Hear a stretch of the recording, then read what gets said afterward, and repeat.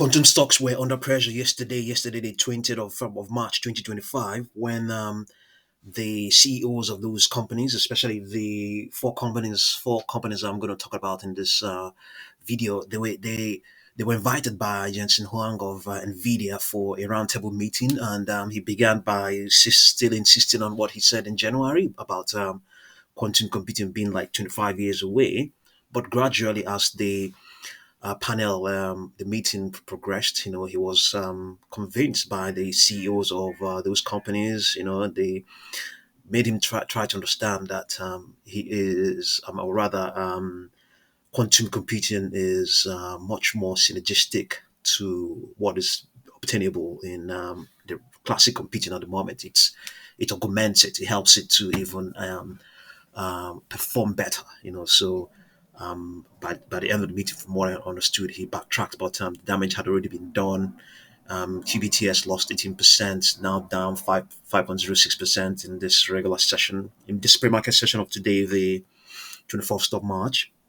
And we were able to, based on what has happened so far, we have been able to project an ambitious upper projection of $12.8 and 15.72. So it hasn't printed these sort of prices. I don't think it has ever printed them. So we are projecting really, really ambitious upper projections for QBTS. We're talking about two 52-week highs, two 52-week highs. This intraday high was printed on Monday, the 17th, 12.13. When there was a volatility expansion. So yeah, just going by what's going on now, we have an upper projection, of a really ambitious one. But there's no guarantee that that will print. But we could try and also try and do a lot more, a lot more, a modest upper projection, a modest projection. Let's take this one, 8.6, and then this low of 8.14. It's really going to give us something really modest. So 8.6 minus, it's going to be, I should be able to do that math. That will be, um, that will be 4.44 multiplied by 1.618. We have 0.77. Add that to the current price of 8.27. That will be 8.98. Okay, that's really modest. Okay, 0.44 multiplied by 2.618. We have 1.15. Add that to the current price of um, 8.27. We have 9.42. So 9.42 is something that can easily print. 9.42 is something that can easily print. Yeah. So we'll move on to the next one. Next one is RGTI.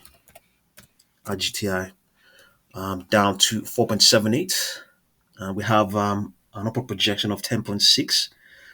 Definitely within the sort of prices has actually printed before, and then 11.75. Coincidentally as well, that turned out to be an intraday high that it printed when the volatility expansion on Monday occurred. So yes, 10.6 and at 11.75 for RGTI, and then for QUBT we have, let's see what we have. We have 7.87. 7.87 is equally within the sort of prices he has actually printed before. 7.87 will be somewhere around here. 7.87, yeah.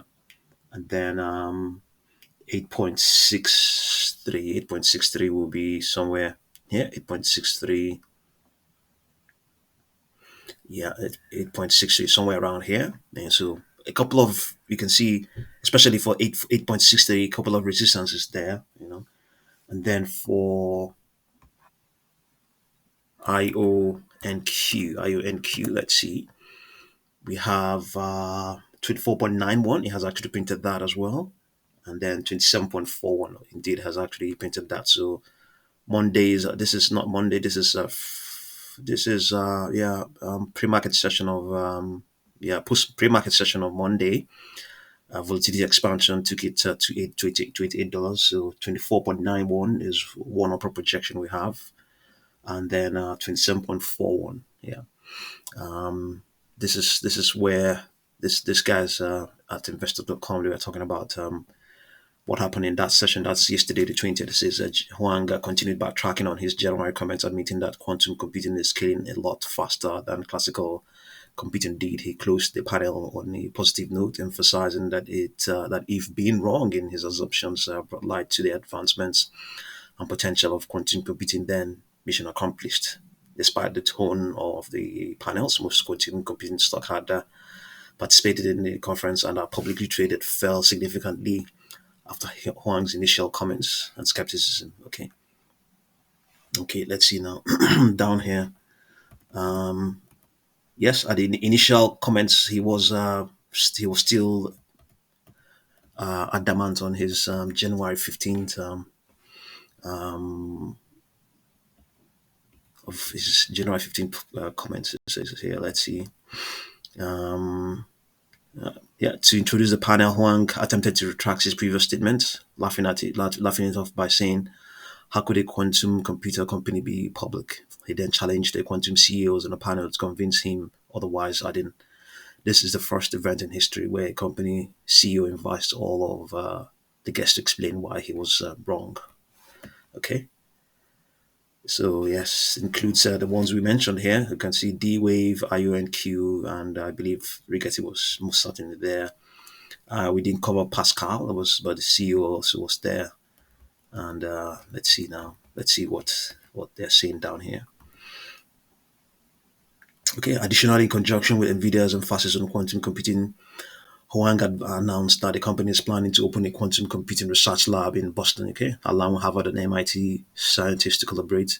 The lab will be called Nvidia Accelerated Quantum Research Center, okay, for short, and will begin operation later this year. So yeah, okay. So yes, clearly he hasn't he's not doing any research in quantum computing, and doesn't know enough about it. He doesn't know enough about it, especially in the commercial space. But he has been convinced. He's been convinced, and this is a buying opportunity, I believe, if you're brave enough to get involved with these stocks. So see what you make of them, and thank you very much for watching this video.